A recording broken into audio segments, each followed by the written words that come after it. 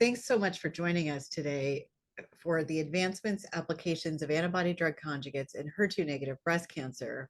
Today's presentation is brought to you by Creative Educational Concepts and is supported by an independent educational grant from Gilead Sciences. Again, this program is brought to us by Creative Educational Concepts, and we thank them for their support as well. My name is Sarah Tolaney. I'm a breast medical oncologist and chief of the Division of Breast Oncology at Dana-Farber Cancer Institute in Boston, and I'm excited to do this presentation for you all today. Listed here are my disclosures.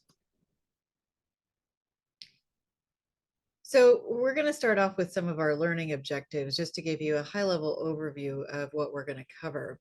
So the first learning objective is to evaluate unmet needs in the management of metastatic HER2-negative breast cancer, including expanding treatment options for those who have progressive disease and the implementation of policies to promote equitable care.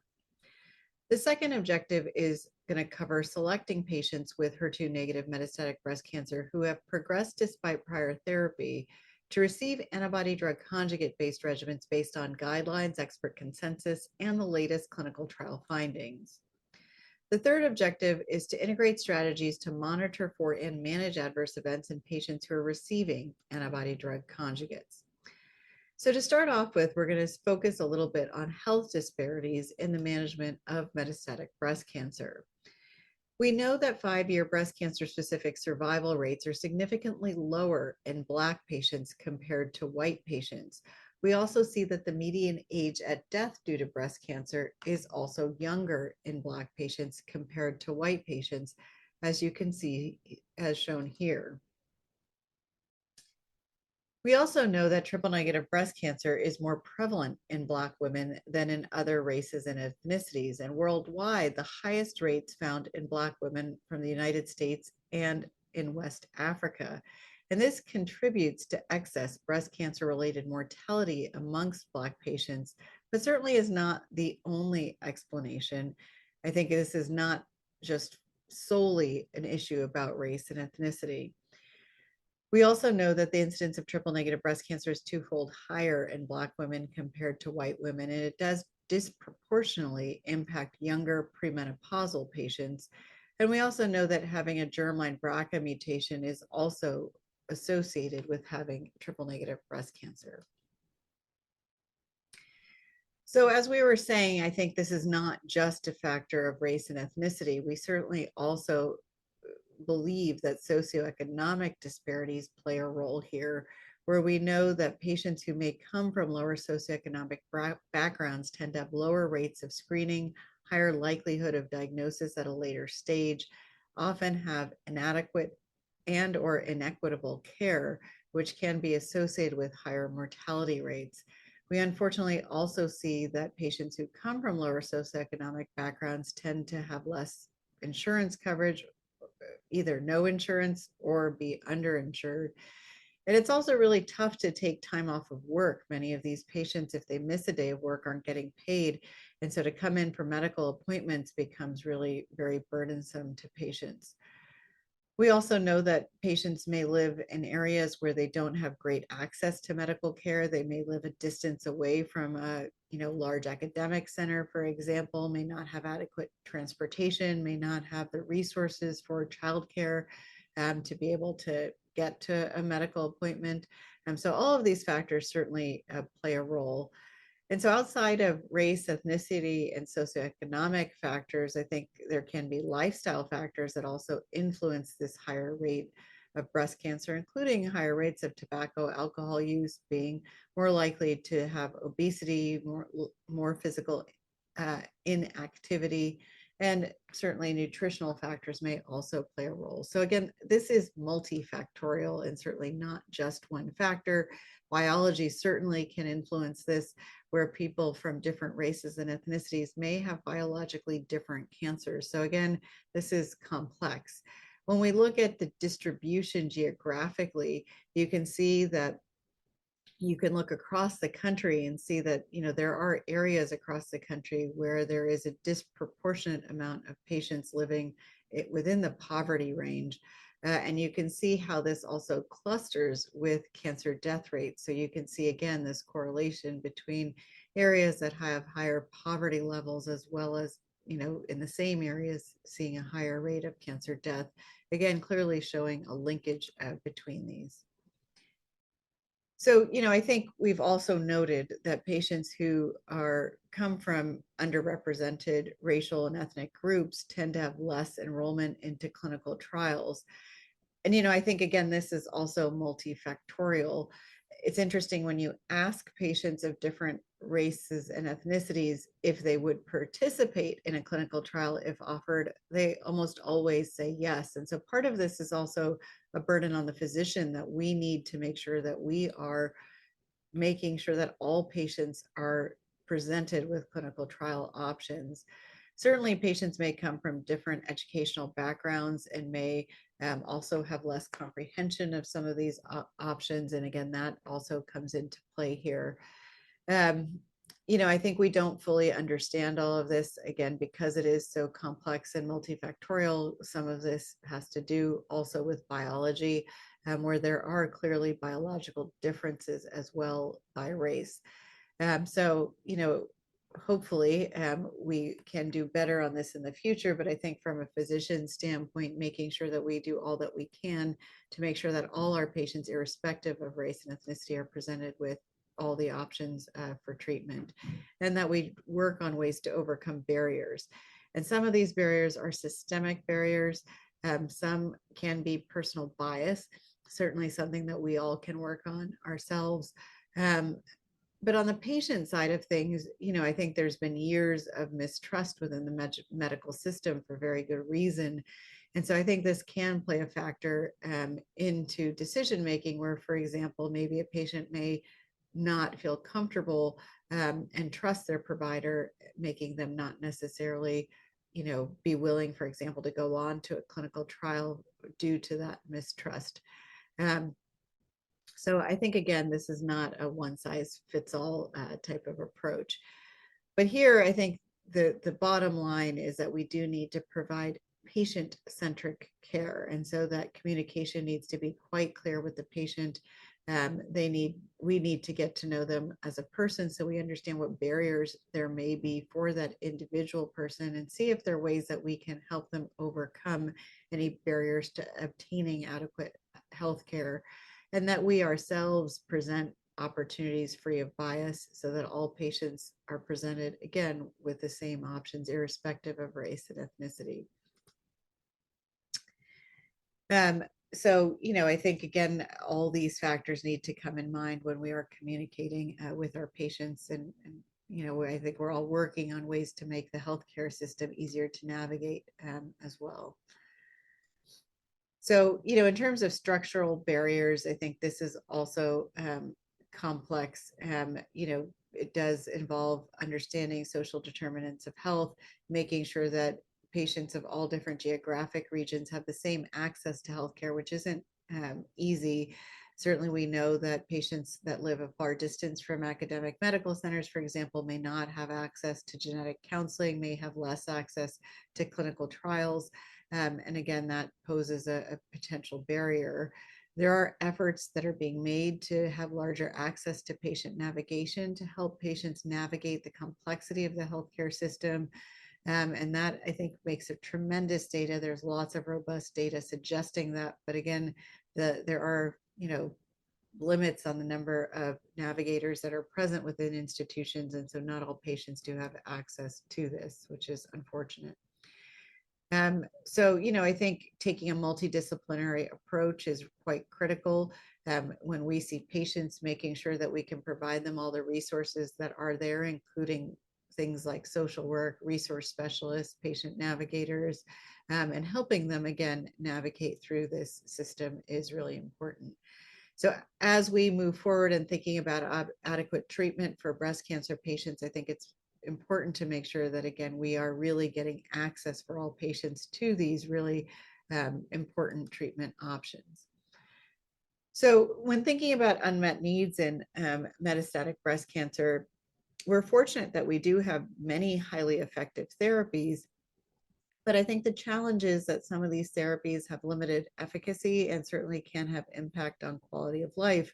And so, for example, in hormone receptor positive disease, once patients progress through endocrine therapy, traditionally we had been turning to chemotherapies, which again, do have an impact on overall quality of life. And as you can see, as shown in the table, as patients move through lines of chemotherapy, you can see that the duration and time on subsequent lines of treatment gets shorter as people move on to subsequent treatment. So again, limitations in a patient who's had prior treatment in terms of the efficacy that we are providing.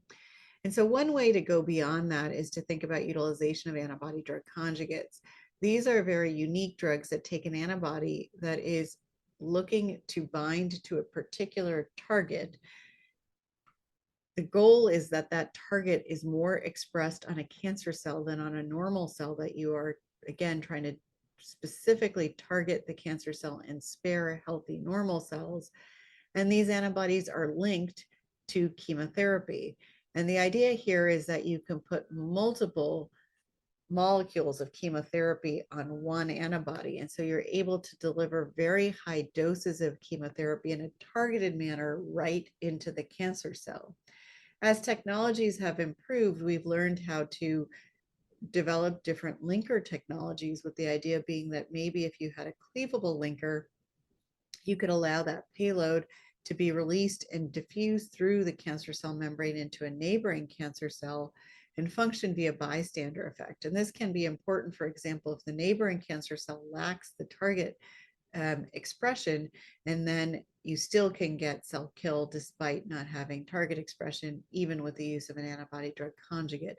So again, we've seen this technology advance over time, and as we've seen that happen, we've also seen efficacy dramatically increase with these newer ADCs. So this schematic really shows the general idea, which is that you have an antibody drug conjugate that's specifically targeting a particular protein that is present on the cell surface. In this case, in this diagram, you see TROP2. This is an ADC targeting TROP2. That ADC gets the whole thing, gets internalized into the cancer cell.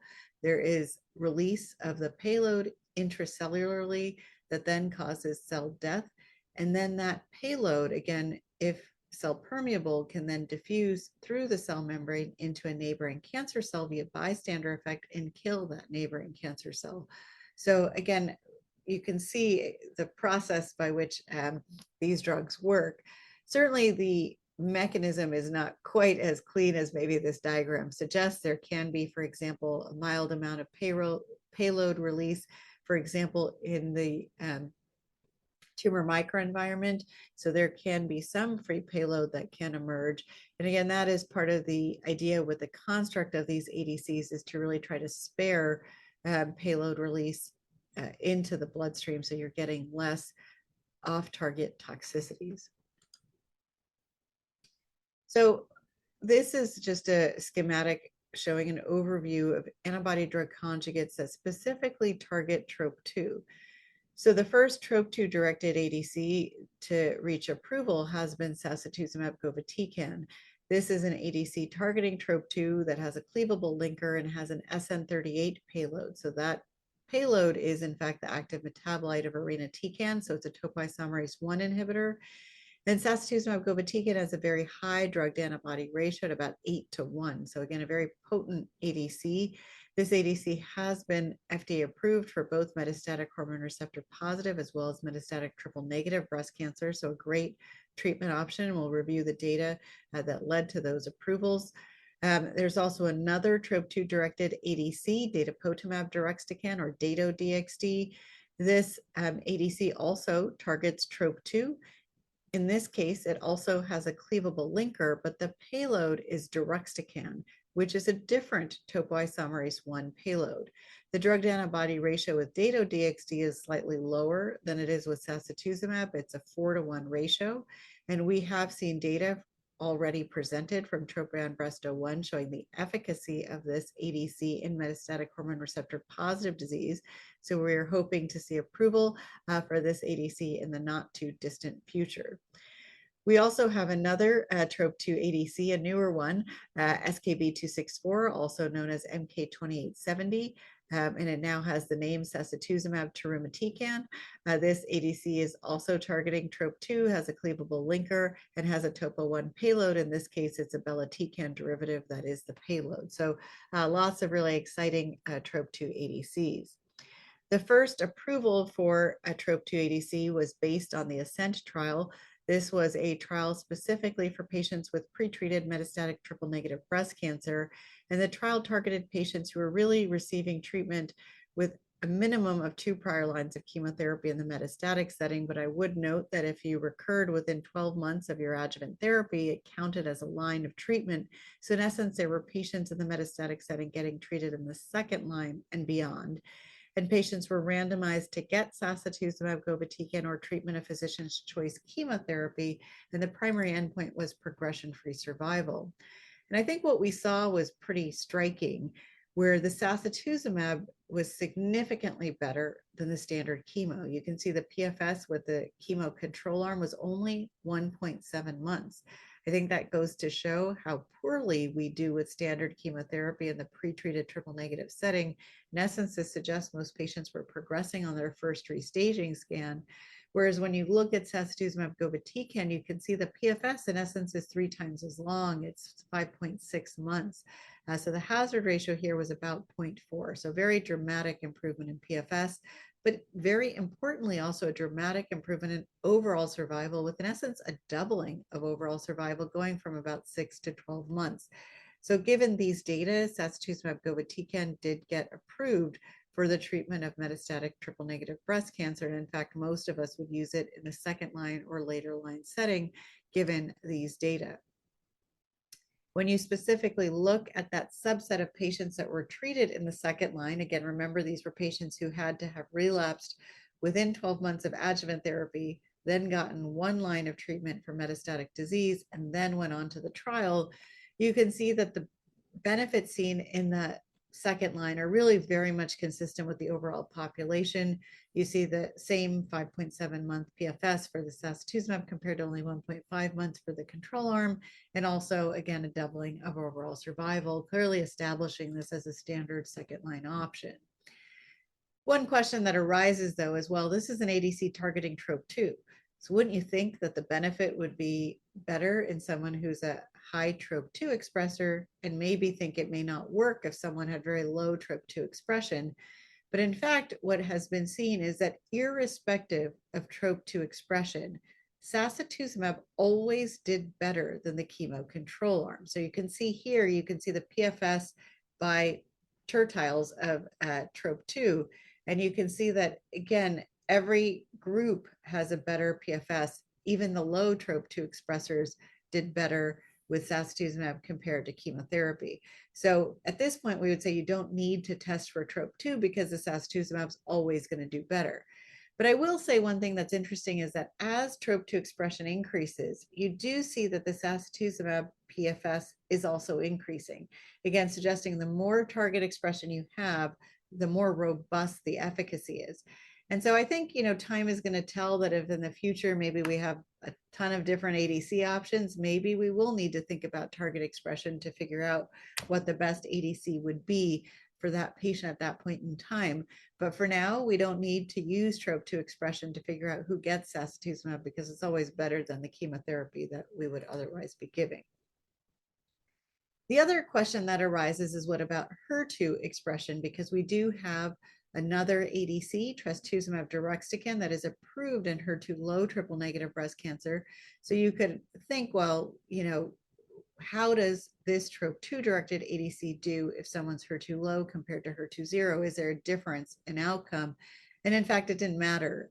So irrespective of TROP2 expression, you're seeing benefit for sacituzumab relative to standard chemotherapy. So HER2 expression should not influence the decision to choose sacituzumab. So because this drug was so robust and better than standard chemotherapy, there's obviously an interest to move it to earlier line settings. And so there are ongoing registration trials that are specifically focused on first line metastatic triple-negative disease. This is the ASCENT-03 study that is for first-line treatment of PD-L1 negative metastatic triple negative breast cancer, comparing sacituzumab to treatment of physician's choice chemo. In fact, this trial just recently completed accrual, so we are waiting data from this trial, and hopefully it will show us that this could become a new standard of care in the first-line setting. And I think of this as a sister study, which is looking at the PD-L1 positive cohort in the first-line setting, looking at sacituzumab pembrolizumab and comparing it to chemo pembro in this population that is what I think of as the Keynote 355 population, the patients where we normally give chemo checkpoint to, is trying to see if we could do better with sacituzumab pembro. And this study is getting near the end of accrual, so hopefully again, we will learn more from this trial. So again, while we've clearly established sacituzumab govitecan as a standard of care right now in the second line and beyond triple negative setting, and have ongoing studies to look at it in the first line triple negative setting, we also have another ADC for triple negative disease as well as hormone receptor positive disease, and this is TDXD. It is specifically for patients who do have some level of HER2 expression. These are not patients who have HER2 positive disease, but rather they're what we traditionally had categorized as being HER2 negative. So having, not being IHC 3+ and not being FISH amplified, but having some IHC expression, meaning that there's enough expression there to have a target so that you could deliver the chemotherapy into the cell. And so the concept of using low target expression for ADC delivery was really studied in Destiny Breast 04, where they took patients who had HER2 low breast cancer, so IHC 1+ or 2+ and not FISH amplified, and randomized them to get TDXD or standard chemo. And this was for patients who had 1 or 2 prior lines of chemo in the metastatic setting. And the primary endpoint was progression-free survival in hormone receptor positive breast cancer. So the trial was really designed for metastatic hormone receptor positive disease, but had a tiny cohort, in fact, just 58 patients with triple negative breast cancer who were treated in the study. But it wasn't powered for that triple negative subgroup. It was powered for the hormone receptor positive group. And what we saw was that TDXD did better than chemo, significantly better in terms of both progression-free and overall survival, specifically in the hormone receptor positive subset, as well as in the intent to treat population, where you saw the PFS go from about 4 to 9 months. So again, more than a doubling of progression-free survival with TDXD compared to chemo. And you also saw there was a significant improvement in overall survival, both for the intent to treat population as well as a hormone receptor positive group. Interestingly, when you look at the response rates, you can see that the TDXD, in my mind, hit a home run with response at a little over 50%. We don't see that level of response with chemotherapy in this setting. And you can see that because the control arm only had a 16% response. But what to me was interesting is that the response rate was really, in essence, the same in the hormone receptor positive and triple negative patients. And we don't usually see that. Usually triple negative disease is often a little bit more chemosensitive and tends to have a little bit higher response rate. But here again, what you're seeing is identical objective response that is extremely robust. So you're seeing the same signal. And so I think that's probably what led the FDA to feel comfortable with approving TDXD, not just in the hormone receptor positive patients, but also in the triple negative subgroup that has HER2 low expression. And so for now, when we think about triple negative breast cancer, right now, again, I think this is going to keep changing, but right now we make sure we've tested for several biomarkers, PD-L1, BRCA. We make sure that we know their HER2 low status and that we've obtained next generation sequencing to know if there are any targetable alterations, such as having high TMB, MSI high status, or even rarer alterations like NTRK fusion or RET. And so that information, in my mind, is super critical when you're going to make a decision about what to do, because in the first place, you need to know, are they PD-L1 positive? Because if they are, the standard is generally to give chemo with a checkpoint inhibitor, whereas if they're PD-L1 negative, we're usually giving chemotherapy as alone, or if they have a germline BRCA alteration or a germline PALB2 or somatic BRCA alteration, you could offer a PARP inhibitor in that upfront setting. And so I think that fork by PD-L1 status and by BRCA alteration status is really critical for that first treatment decision. But then once you've given your first line therapy, I'm usually thinking about an antibody drug conjugate next for most patients. And in my mind, given the robust data from ASCENT, I would use sacituzumab govitecan in the second line setting. If they were HER2 low, I would traditionally sequence that TDXD post sacituzumab.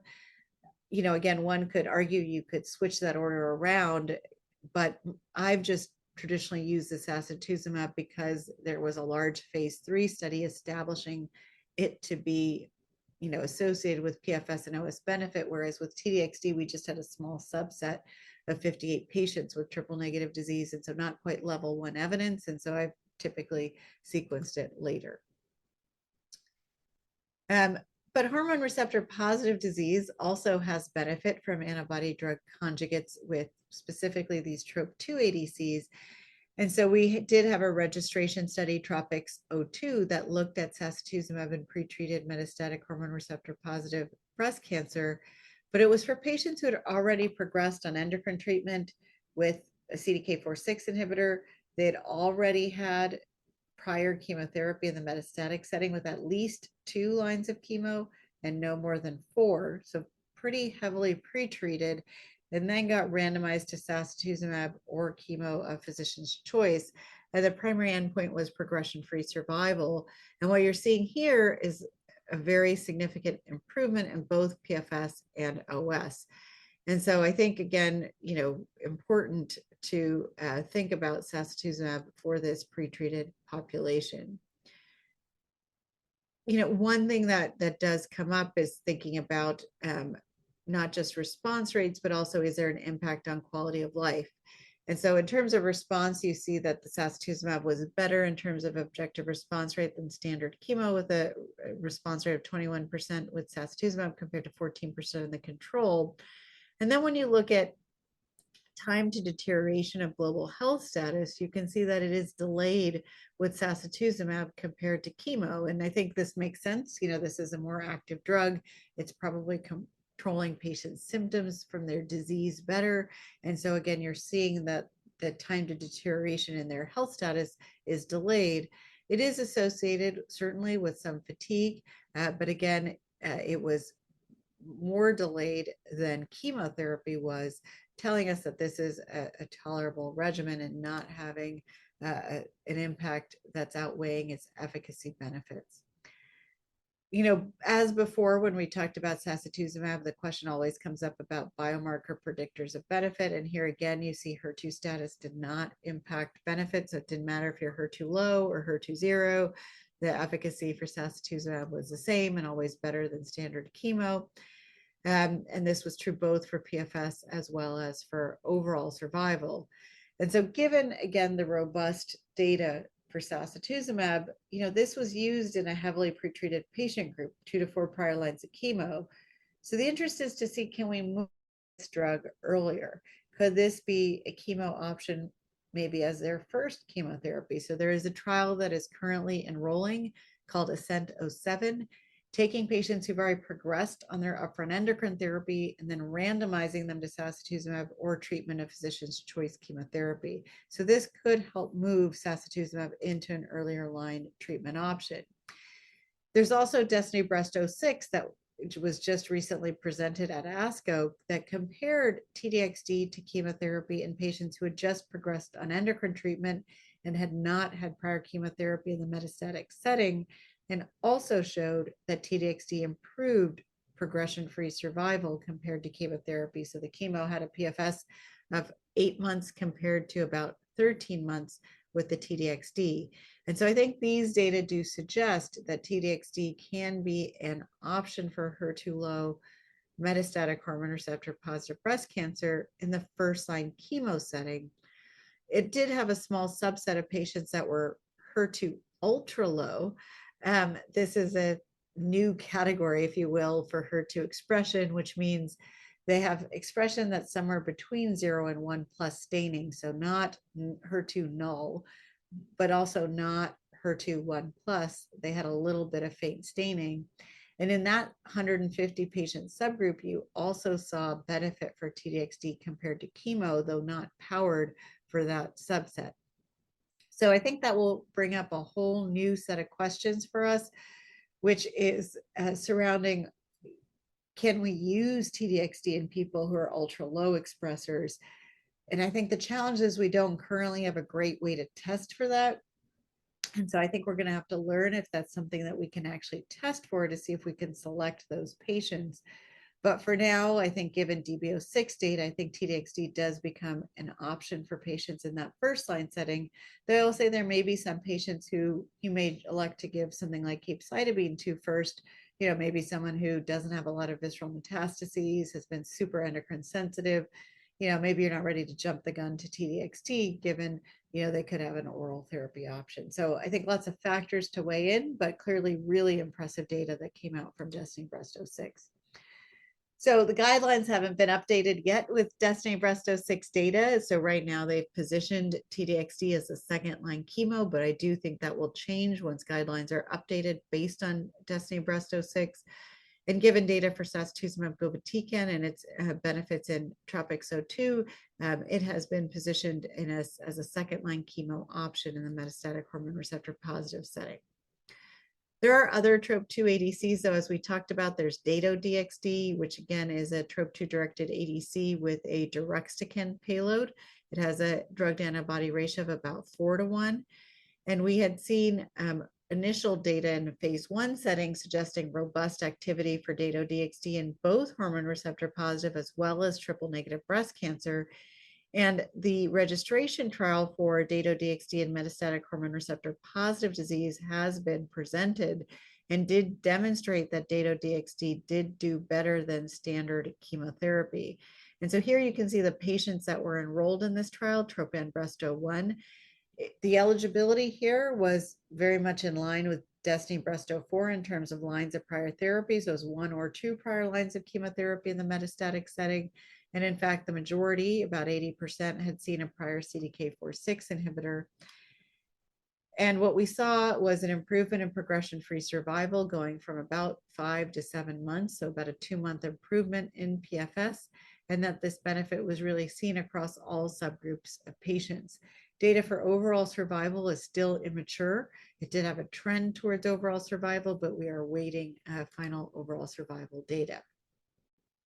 This is the response data, again, suggesting Dato-DXd did better than standard chemo with respect to response, with a response rate of about 36%. And again, as we noted, survival data is still immature. What's really interesting to me, though, is that, it's nice to have another TROP2 ADC, but it's interesting that the toxicity profiles are quite different. With sacituzumab, we're very used to seeing neutropenia and diarrhea, whereas with Dato-DXd, we actually don't see neutropenia. And the major side effect, in fact, is stomatitis and nausea. So it's really interesting that you see ADCs that both have TROP2 targets and both have topo-1 payloads have very different toxicity profiles. And in fact, what was nice with this particular trial was that the rate of grade 3/4 toxicity was lower with Dato-DXd compared to standard chemotherapy. We don't say that very often for antibody-drug conjugates to have less grade 3/4 toxicity, but interesting to see that that was the case with this agent. So given the robust data with this drug, it's being studied in multiple other trials, and the goal has been to move this drug earlier. And so there are trials looking at Dato-DXd in the first-line metastatic triple-negative setting. This is TROPION-Breast02, looking at it as first-line treatment for PD-L1 negative metastatic triple-negative breast cancer in the first-line setting, comparing Dato to standard chemo. And so hopefully we will see results in the near future with this study. There's also a sister study that I think of as TROPION-Breast05, looking at Dato plus durvalumab in the first-line PD-L1 positive setting. So, I think, again, lots more to come from Dato-DXd. But as we get all these drugs, I think one of the challenges we're going to find and are already finding is, can you give one ADC after the other? When we studied these ADCs in the registration trials, patients were not allowed to have had a prior antibody drug conjugate when they went on to the study. So in fact, we don't really understand efficacy of sequential ADCs. But we do have approvals, for example, for sacituzumab and TDXD, and we do use them sequentially without really having robust data. And as Dato-DXd emerges and comes onto the market, and other ADCs like sacituzumab tirumotecan, the NK2870 TROP2 ADC, what are we going to do? Do we sequence them? Will one ADC work after the other? Can you use a TROP2 ADC one after the other? I think, again, so many questions that we don't have the answers to, but there are studies that are planned to try to address this question. And this is one such example called TRADE DXD, taking patients starting with one ADC, in this case, either TDXD or Dato-DXD, and then going to the other. So if you get TDXD first and you progress, you then go on to Dato-DXD. If you got Dato-DXD first and progressed, you then go to TDXD. And it's directly sequenced without any therapy in between, and it has biopsies to help understand mechanisms of response and resistance to sequential ADC use. And the cohorts are separated based on hormone receptor positive status, so you can understand if there may be differences in efficacy within triple negative compared to hormone receptor positive disease. So I think we need data like this to help us really understand how we can utilize ADCs one after the other. And so while these drugs are highly efficacious, they obviously do come with side effects, and it's important to think about them when managing patients on these drugs. And so, as we alluded to, sacituzumab govitecan is associated with a high rate of neutropenia, with about half of patients experiencing grade 3/4 neutropenia, and about half of the patients requiring growth factor utilization. And that's really critical because you do want to introduce growth factor if patients are developing grade 3/4 neutropenia, so that you keep them on schedule and you prevent infectious complications. The other thing to keep in mind with sacituzumab is a risk of diarrhea. Generally, I've felt like the diarrhea is mostly low-grade intermittent diarrhea. Rates of high-grade diarrhea are under 10% with sacituzumab, so quite unusual. But it is critical that we do let patients know about these side effects. Make sure, for example, they have loperamide on hand when they start this drug, that you do think about other side effects like nausea. Make sure they get adequate prophylaxis for nausea. In this case, I use 2-drug prophylaxis. And the other thing to keep in mind is that the payload you're delivering with sacituzumab is SN38. And so if you had reduced UGT1A1 activity, you could have more toxicity. For example, we see patients with star 2828 having more neutropenia and diarrhea. And so it's not currently recommended to require UGT1A1 testing up front to know if they have the star 2828, but rather if someone's developed significant neutropenia or diarrhea, you could certainly test for it, and that would help you understand that maybe dose modification would be really critical in those patients who are not good metabolizers. So we talked about the fact that neutropenia is very common. And so it is important to think about growth factor utilization. But one question comes up is, well, how do you actually use a growth factor on a drug that's given on day 1 and 8 of a 21-day cycle? And so what I typically do is I'll either use short-acting GCSF on days 2, 3, 4, and a long-acting like pegfilgrastim on day 9.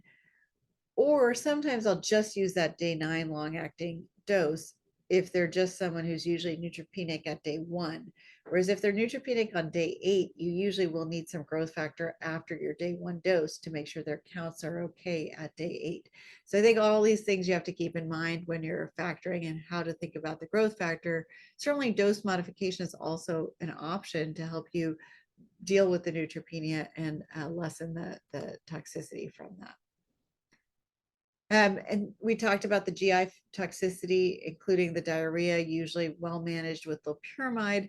There is nausea as well with sacituzumab, although, I don't think of it as very highly emetogenic. So I usually have used 2-drug prophylaxis.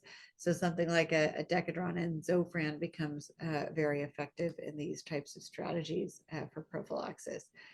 One funny thing I think people forget about is that these drugs, the SN38 can cause an early cholinergic response, just like you see with irinotecan, for example. Again, it is the active metabolite of irinotecan. So if someone gets that diarrhea that occurs, during the infusion or just shortly after infusion, that may be a cholinergic response. And so to think about atropine for cholinergic symptoms is really important because it does work. And so if someone has that and the atropine works, then I think about prophylactic them with atropine with subsequent cycles to really prevent that cholinergic symptoms. And then in terms of diarrhea, I think we're all pretty used to managing diarrhea. Obviously, if someone had severe diarrhea, they could even require hospitalization and fluid resuscitation. One can think about octreotide in someone with severe diarrhea to help stop it up. I'll say I've been using sacituzumab for years and haven't had to do that, but certainly it is an option. We talked about the nausea, using 2-drug prophylaxis for that, again, works quite well. The other thing with alopecia is I would say all my patients really go bald with sacituzumab. I've never had someone keep their hair. But we don't really know if scalp cooling works with these ADCs, which do have a slightly longer half-life than traditional chemo. There is a study currently ongoing, actually being run by one of my colleagues here at Dana-Farber to understand the efficacy of scalp cooling and trying to prevent alopecia, but we don't have those data available yet. But I will say certainly people do try it in case it could help. With T-DXd, the typical toxicities you have to worry about is one, nausea. This is usually highly emetogenic, and so 3-drug prophylaxis is required. 2 would be interstitial lung disease. This occurs in 10 to 15% of patients, and there have been deaths due to ILD. And so very critical that you're monitoring for ILD very closely and stopping if anyone ever develops symptomatic ILD. Because it is a HER2 targeted drug, you can get cardiac toxicity and subsequent left ventricular dysfunction. And so cardiac monitoring is required with utilizing T-DXd, just like if you're utilizing trastuzumab alone. And then alopecia can occur, although I will say going bald from T-DXd probably occurs more in 25% or so of people.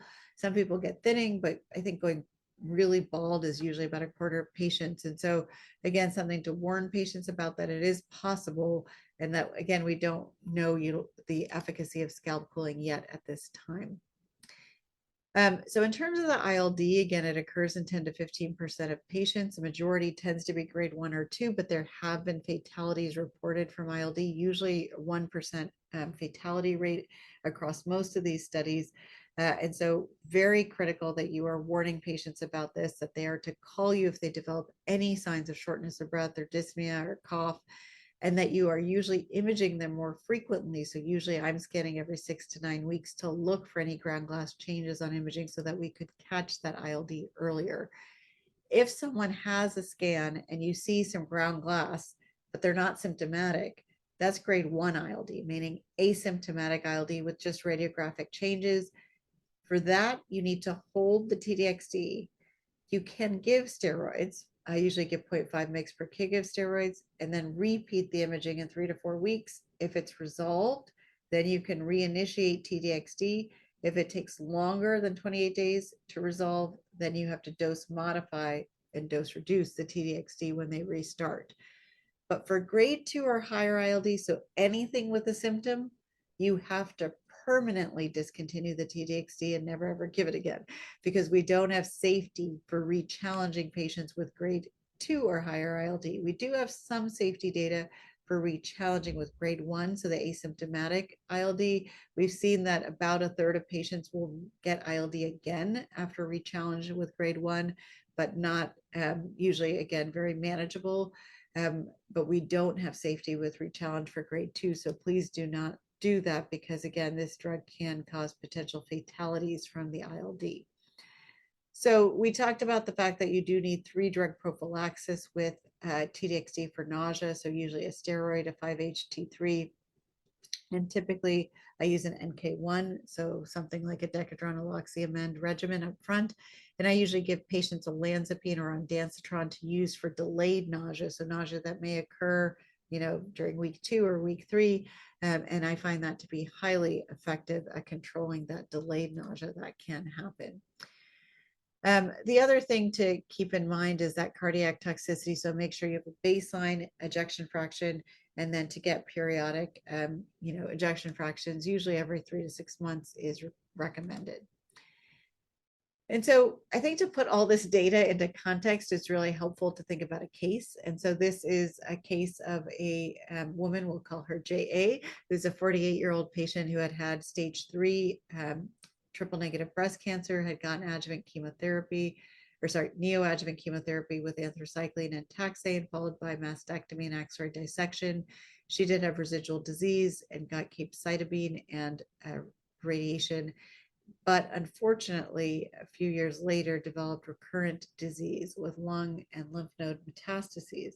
She was PD-L1 positive, and so got carboplatin, gemcitabine, pembrolizumab, but after that did develop progression. And so remember, we did say as a second-line standard in triple-negative disease, you can utilize sacituzumab govitecan given data from the ASCENT trial, and so that's what she received. And so, knowing sacituzumab, this patient, we did educate her about risks of neutropenia and diarrhea, and she did okay for the first couple of cycles.